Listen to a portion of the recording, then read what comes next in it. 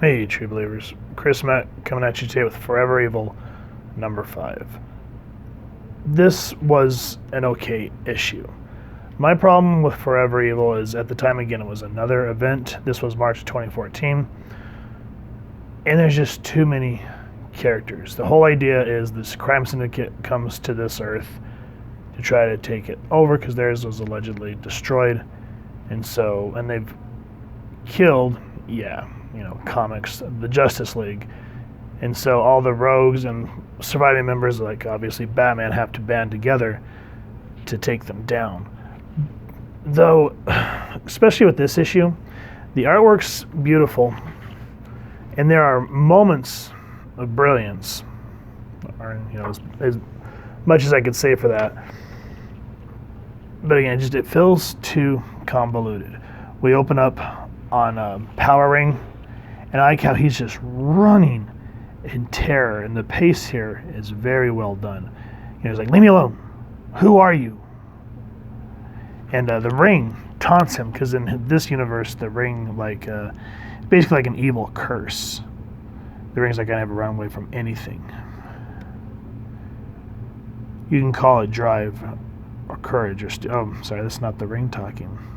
That's because I got a little confused because the Ring does talk to him, but this is Lex Luthor talking in the narrative because he's kind of the one that drives the story. So we'll not worry about Luthor. I thought that was the Ring. Anyway, so Power Ring's running away. And then I like how he cowers and he goes, "Gotta get away." And all we need is one panel of a yellow ring lighting up, and we know exactly what's in store for him. And you're thinking, oh, there's going to be a big reveal. What's going to be on the next page? And even though it's not the Power Ring Sinestro fight we're looking for, we do open up on this beautiful, beautiful splash page of, I think her name is Giganta. I forget these two characters' names. Scorpio, I think, and then Deathstroke, and then we have Catwoman, Black Adam, Luthor, Bizarro, Captain Cold, and Batman. So very interesting combination here. They are fighting the sub-level of Wayne Enterprises because Power Ring, what's his name? Ultraman is looking for something. Ultraman is the evil version of Superman from Earth, whatever. I think it's like Earth 2 or something like that. I forget. But anyway, before we go any further, let's talk about who made this comic book, which is Chapter 5 of Forever Evil, called Hit and Run. This is Jeff Jones, writer, David Finch, penciler, David Fiend, inker, Sonia Oback, colorist, Bob Lay, letterer, and then there's everyone else working on the book. One thing I'm going to say right off the bat that I did not like about the New 52 is Bizarro was essentially created by Lex Luthor. And that just bugs me to high heaven because Bizarro comes from Bizarro World. And he's more dark and mean, and that was one of the biggest problems of the New 52. So that was one thing I'm kind of glad that they essentially retconned. And what I mean by convoluted is there's really good action, but as we were talking about with Wolverine number 5, is action without substance. It's like, who cares? However, as I was saying, there are moments of brilliance. So let me explain. So like Batman's kind of helping fighting everyone off, and he goes, "Friends of yours, Luthor?" "No." "Why don't I believe you?" "I wouldn't expect you to." And then he shoots Scorpio. "Though you do realize, Batman, I just saved your life. Don't flatter yourself." And then finally, the payoff of Sinestro and Green Ring. And this is where the Ring starts talking to him. And I like how the visual design of the Ring talking to him is dark and distorted compared to a regular Green Lantern ring. "Stop screaming. You're going to get us both killed. He is Sinestro of the planet Kruger, and he is feared by many throughout the universe. But if you can incapacitate a being like this one, you could finally make a name for yourself. Aren't you sick of being frightened?" "Of course." "So show them you won't take it anymore." "What?" Stop being a coward. I'm going to make you more powerful than him. Just wish it. I wish I was the most powerful of all.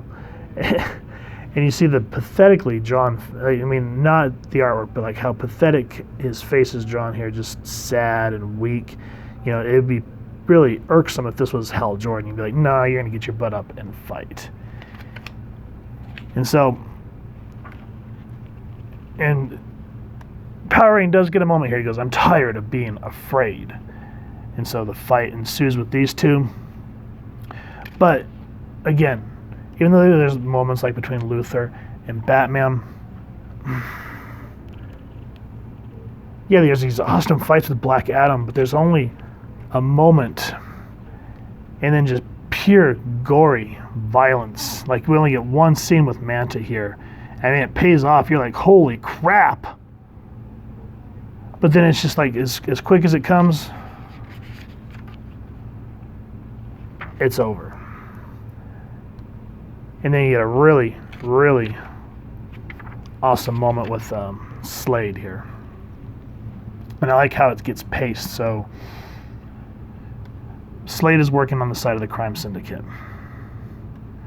And Luthor's like, do you think this is gonna what do you think is gonna happen if these superpowered doppelgangers actually take over our world, Slade? There'll be no need for mercenaries on a planet full of them. The hunt will be over. And I know as well as you're nothing without the hunt. And I like how he gets, you know, Slade is speechless. He goes, the syndicate's bad for business. Mine and yours. And that's why Luthor always makes a good character. Even though he's not like a big, beefy badass like, let's say, Sinestro, he knows what people want, and he knows how to manipulate them in a sense. And that's why I think him and Batman always are great for tit for tat, because they're two of the most powerful minds on the planet. And now, Sinestro, the only reason he's on this planet is because a yellow ring was destroyed. He came to try to retrieve it. And he ended up running into this, what do you call it? This pretender, as he calls it. And, Jesus, right here. This, you know, be warned, this gets a little gruesome, but Sinestro finally says, enough of you. And just slices Power Ring's arm off. And you're like, holy crow, that is intense. Now you're thinking, okay, oh, this unnecessary gore, yada, yada, yada. Well, the ring disappears. And he's laying there and he says, the ring, it's finally gone. Thank you. You're welcome. And just straight up destroys Power Ring. Now, in my opinion, even though it would have been short, the book could have ended right there, because a lot of this now goes into like exposition and planning. Again, but David Finch's pencils and the art team, you know, it's boring. It's not boring. I'm sorry. It's beautiful. It's not boring to look at, but it starts to become a lot of standing. Though again, just how like Lantern was able to, or not Lantern, what's his name? Luthor was able to persuade Slade to join him. Watch what he does with Sinestro here in a minute. But before we get that, you do find out that the Yellow Ring had come to Earth to try to recruit Batman. And he goes, the Green Lantern pretender is dead. And the next time you attempt to activate one of my rings, please don't resist it. It leaves the ring vulnerable and yourself. He goes, if you had allowed yourself to fully embrace fear, you would have the power you desperately crave. Ironically, the power you're afraid of having. What a wonderful Yellow Lantern you would have made. Ha! That's good. That's some excellent writing right there, guys. That's what I meant by, like, with the whatever it's called, Ten of Swords, X of Swords, or whatever. That issue is so boring because the dialogue and everything else was just blah. Yes, they're standing around and talking, but as I said, there are moments and glints of genius here. And Sinestro's like, Luthor's like, we can use your help, Sinestro.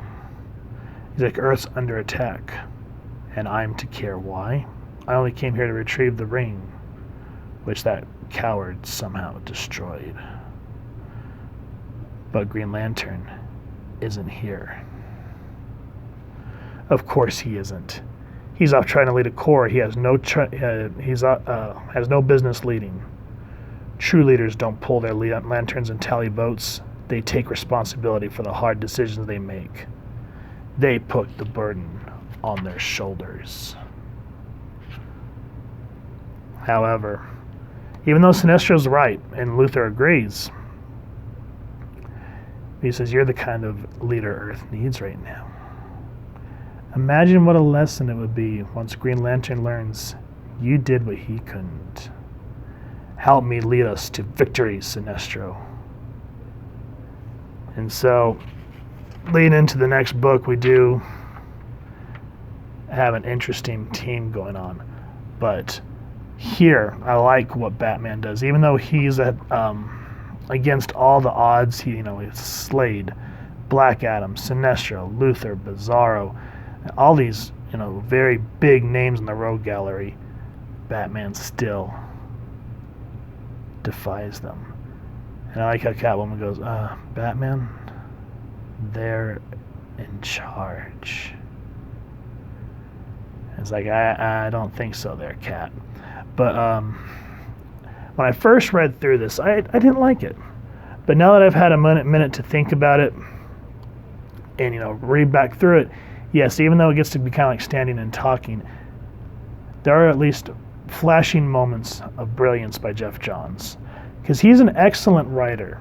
I think what happens with him is he takes on too many projects at once and gets overwhelmed, like 3 Jokers, Justice League, and then trying to do Doomsday Clock. So I think if he learns to just take a couple and pace himself, he would be fine. Like pre-Flashpoint, he was killing it on Green Lantern and Flash. And then we go into the New 52, and it seemed like Green Lantern started to falter, but he was doing an amazing job on Aquaman. So I don't know, maybe it's just a hit and miss thing, but I've always enjoyed the way he wrote. That's just my personal opinion. And now that I've, like I said, had a second read through, this was a really well written book. And that's where I could say, even though there's action and maybe a little too much, especially like I said, I would have loved to seen more with Black Adam. I would like to seen a lot of characters get fleshed out more. And that's why, again, why I hate event books, is they have to rush things along and don't really give a lot of moments to breathe. So at least like in this one, I love how Luthor kind of has his moment to shine and how he can either manipulate or build up, which 90% of the time it's to manipulate. But you can see how he sees people and pick out what they want and how they can work for the situation he needs. And that's what makes this comic book awesome, in my opinion. So if you've enjoyed this, please first and foremost support your local comic shop and pick up a copy. If you've enjoyed this review, we really would appreciate it if you take a moment to hit like, share, and subscribe. And if you wouldn't mind hitting that fancy little evil bell next to subscribe, that way as we continue to upload content, you guys will get notified. Come to the channel, and we'd love to hear your feedback and talk with y'all down in the comments below, or our social media pages, which I'll make sure to leave the links down in the description. So with all that said, thank you so much for stopping by. I hope y'all continue to have an absolutely amazing day reading, and happy hunting, true believers.